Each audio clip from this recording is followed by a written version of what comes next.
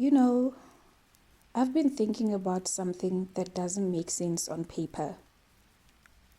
Why do we keep going back to the people, places, and situations that hurt us? You would think pain would be enough to make us leave. You would think disappointment would be enough to make us move on. You would think that once someone breaks your heart, once a job drains you, once a friendship makes you feel small, once a situation steals your peace, you would never look back. But life is really that simple. Because sometimes the hardest thing isn't leaving. Sometimes the hardest thing is staying away. I think we often judge ourselves for this. We tell ourselves, I should know better. I should be over it by now.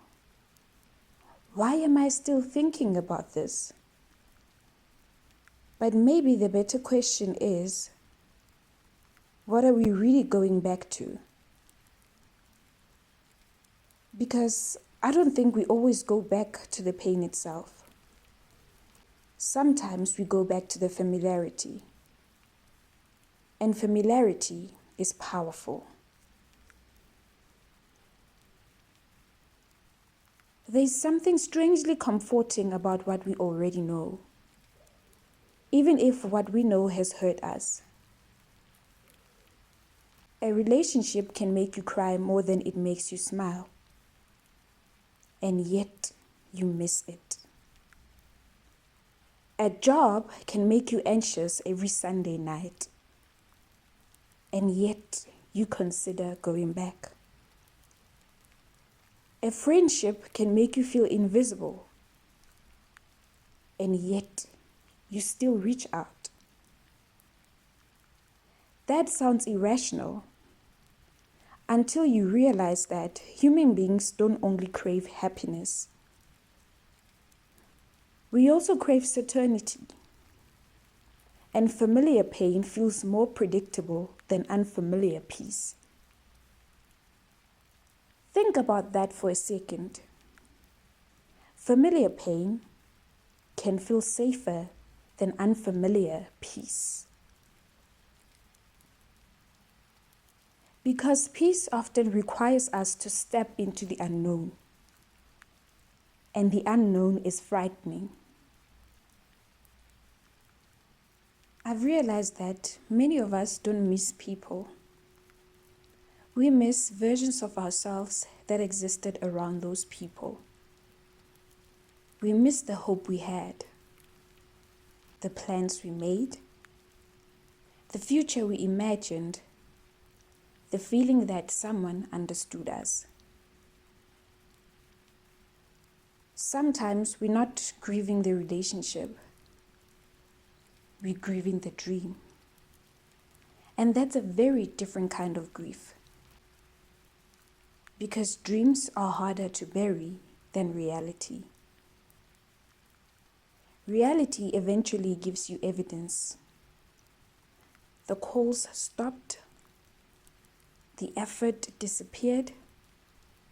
The respect was inconsistent. The apologies became repetitive. Reality speaks. But dreams keep whispering. Maybe this time will be different. Maybe they've changed. Maybe I gave up too soon. Hope can be beautiful, but hope can also keep us emotionally attached to situations that have already ended. And I think that's why healing is so confusing. People think healing means you stop missing someone. But sometimes healing happens while you still miss them. Sometimes you can love someone and still know they're not good for you. Sometimes you can miss a job and still know it was destroying your mental health. Sometimes you can want to go back and still choose not to. those things can exist at the same time. I also think loneliness plays a bigger role than we admit. Loneliness has a way of editing our memories. It removes the worst parts. It highlights the good moments. It makes us forget how exhausted we were, how anxious we were, how small we felt. We start remembering the laughter, the comfort, the routine, the companionship. And we forget the nights we cried ourselves to sleep. We forget the conversations that left us questioning our worth. We forget how much of ourselves we had to abandon just to keep the connection alive. Loneliness can make almost anything look better from a distance. That's why distance is dangerous. Because memory is selective and nostalgia is persuasive. Have you ever noticed that we really romanticize things while we're in them? We romanticize them afterwards. When the loneliness begins, when the uncertainty begins, when the silence begins. That's when our minds start rewriting the story. I think another reason we go back is because we confuse love with effort. We think that because we invested so much, we have to keep investing. I gave them years of my life. I tried so hard. I can't let all of that be for nothing. But staying longer doesn't always recover what was lost. Sometimes it only increases the cost. This applies to relationships, jobs, businesses, dreams, anything. There comes a point where the question is no longer, how much have I invested? The question becomes, what is this costing me now? Because peace has a price, but so does staying. And many people are paying for familiar pain with their confidence, their joy, their self-respect, their future.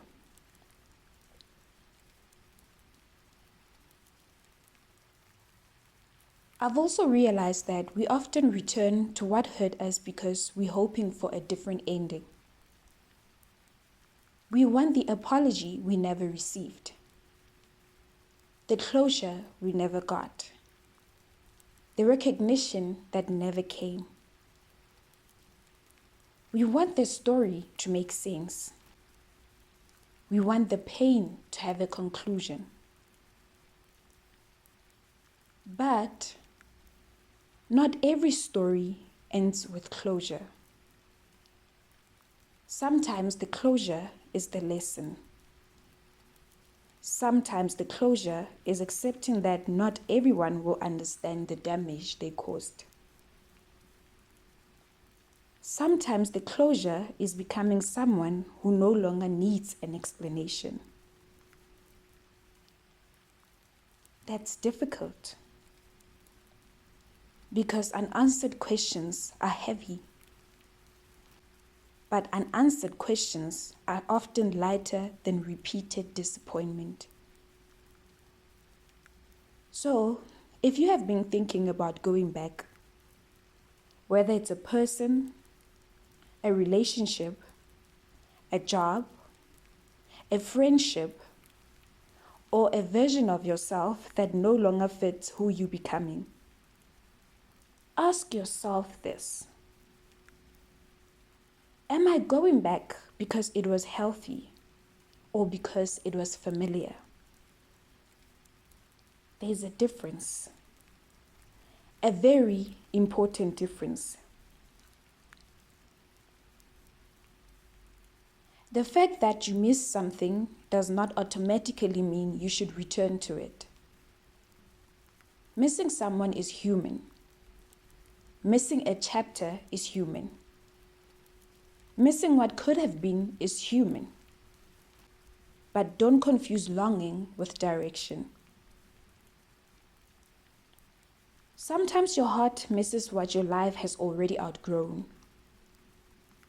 And maybe that's the quiet truth we don't talk about enough. Growth often feels like grief, because every new version of you requires saying goodbye to an old one. And goodbyes are really painless. If you are listening to this tonight, I hope you remember something. You can miss someone without losing yourself. You can love someone without returning to them. You can remember the good without forgetting the truth. And sometimes, the most loving thing you can do for yourself is not go back. Not because you hate them, not because you are bitter, but because your peace deserves a future that your past could never give you. This is the Calm Spiral, where quiet struggles find a voice. Take care of yourself, and I'll see you in the next spiral.